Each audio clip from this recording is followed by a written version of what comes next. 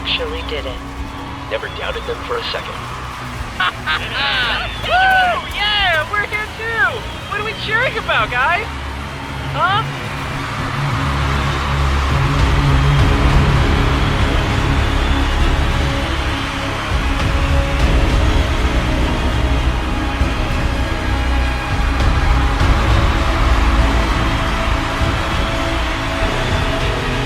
It's finally over.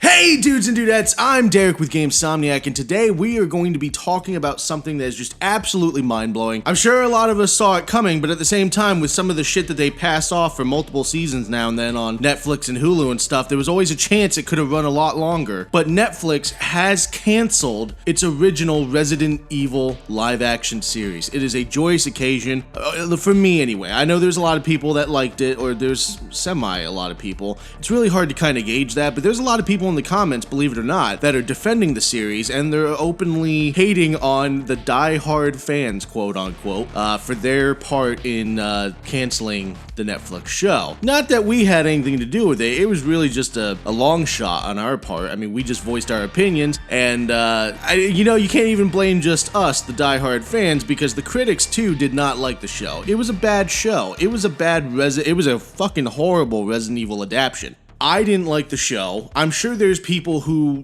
just casual TV goers may have liked it. I'm sure there's some sci-fi people that may have liked it.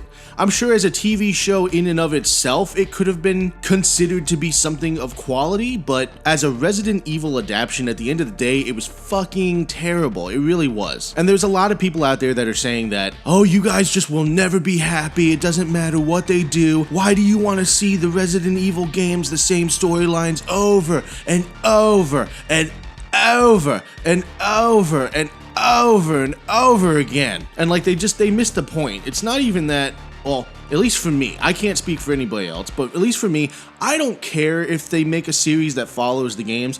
I do think it's very important that if they want to start somewhere with a live action series, they absolutely start with at least the Mansion incident. And you need to make that happen. And the production needs to be verbatim to the fucking games, because that's the only real way that you're gonna get the fan following for your live adaptation, is if you do what they expect, if you do it right. I mean, No Way Home, Spider-Man No Way Home, the fucking fans created that movie. I don't know if anybody else knows this or were paying attention during the whole announcements of the next Tom Holland Spider-Man film, but there was a lot of people that kept coming up with like concept art for, hey, what if they did a live action Spider-Verse movie and this was the Spider-Verse, and then they'd have Toby, Andrew, and Tom. They're like, yeah, this is the live-action Spider-Verse adaptation we need. And all of that artwork and all of that talk just kept going and going. And then eventually, you know what they did? They fucking made Spider-Man No Way Home, which was exactly what the fans had been talking about. The concept art they were making, the fan art that they were making, it was that. They gave them what we had been preaching about for years. And that movie, I'm sorry to say, like, Spider-Man 2 has always been my favorite superhero movie. It's always been what I consider to be the best movie ever, best Spider-Man movie ever. No Way Home knocked it out of the fucking park. That was an amazing film, and it's easily my favorite Spider-Man movie, and I absolutely despise Tom Holland's Spider-Man. However, No Way Home really put in the work. It gave us everything that we had wanted. There's people who wanted Andrew to come back. I was one of them. They wanted Toby to come back. There's people who love the Tom Holland. Now we get to have our cake and eat it too.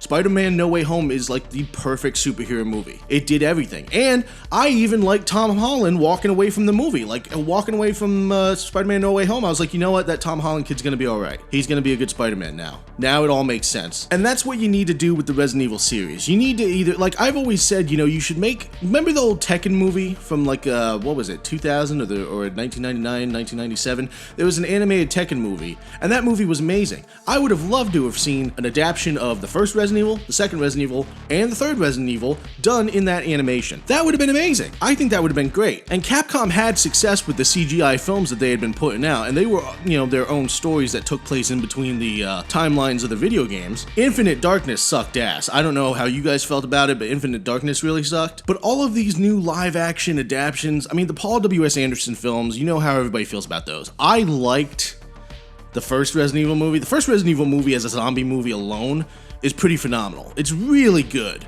I mean, you can have your opinion on Mia Jovovich, Paul W.S. Anderson, oh my god, she flying kicked a fucking dog through a window. Like, everybody seems to be hung up on that for some reason. And you can hate the superpowers, the T-Virus superpowers thing, but like the first movie was really, really good. The second movie, I think, I just watched it not too long ago, and I think I liked it a lot more when I was a kid. I think the rose-colored glasses have kind of come off. It's not as great as I originally remember, but it's still pretty good. I still like it. I like that they took a lot from the games and subtly put them in there. They were subtle about it. It's not like Welcome to Raccoon City, where the whole fucking movie was created over what Easter eggs they were gonna put in the movie. That was a horrible fucking adaptation, and we should never speak of it again. Then, we had Netflix coming out with this original live-action Resident Evil series where you have Lance Reddick as Albert Wesker, and it's gonna take place in New Raccoon City, which is in South Africa, and you've got it's gonna follow the story of Albert Wesker's daughters, Billy and Jade. It's fucking terrible, dude. And then they follow the Yellow Jackets formula and fucking flip-flop between timelines. It's so disorienting. No, but I don't know of anybody who likes the whole flipping back and forth between different timelines. Fucking start your story where they start and just tell the story. Like, why do we need...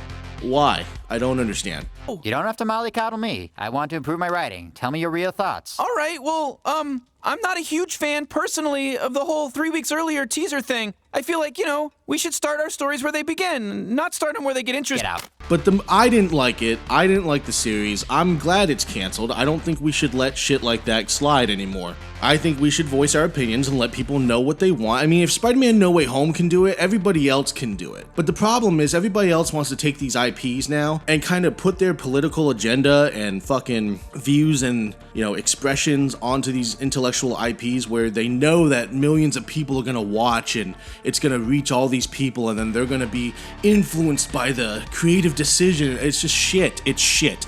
Make things that are entertaining. Entertainment is supposed to be entertaining. It's not supposed to... I suppose it could educate if done well. You could have, more than one purpose for each thing, but you gotta do it correctly. At the end of the day, it's got to entertain. It's gotta be entertaining. The Rocko's Modern Life movie that came out not too long ago was a complete fucking slap in the face. Now, I watched it and I loved seeing Rocko back on the screen, but the whole purpose of that film, the underlying tone of that movie, was, hey guys, the 90s are over. Your childhood is over. Time to grow up. Time to be adults. Fuck you guys. That's what it is. The whole movie is about all you people need to stop trying to live in the past, accept change, and go with the flow.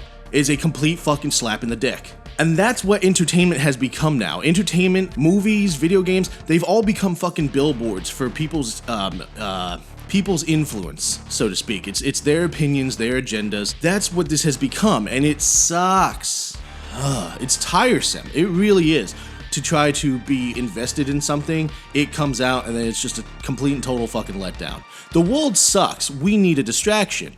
You guys are taking these fan favorite IPs and you're like, we're gonna do it right. We're gonna follow the source material and the fans are gonna be so excited, and then we get Netflix's Resident Evil. And the people who made Resident Evil for Netflix, they tried so hard. Oh, this Resident Evil is canon to the games. It's the first Resident Evil series that actually follows the games and takes place within the video game. No, it doesn't, dude. Just because you fucking said it doesn't mean it takes place in the games. Doesn't mean it's canon. That's not how that works. Trust me, I've tried. That's not how that works. And I've said it before, there's ways to do Resident Evil spin-off series, like live-action Resident Evil spin-off series.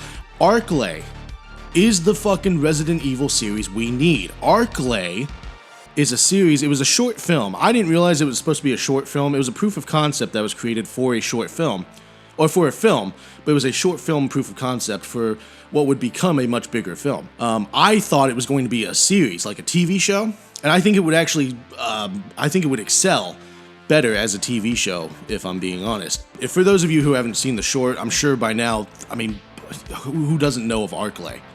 But at the same time, it's very possible. But if you go to Residents of Evil on YouTube, they've got the director's cut, they've got the original short that came out, because when they did Arklay, it was supposed to be Resident Evil, and then they're like, no, we're not doing that. So then when they released the proof of concept, they had to take out everything, every kind of tie that related it to Resident Evil.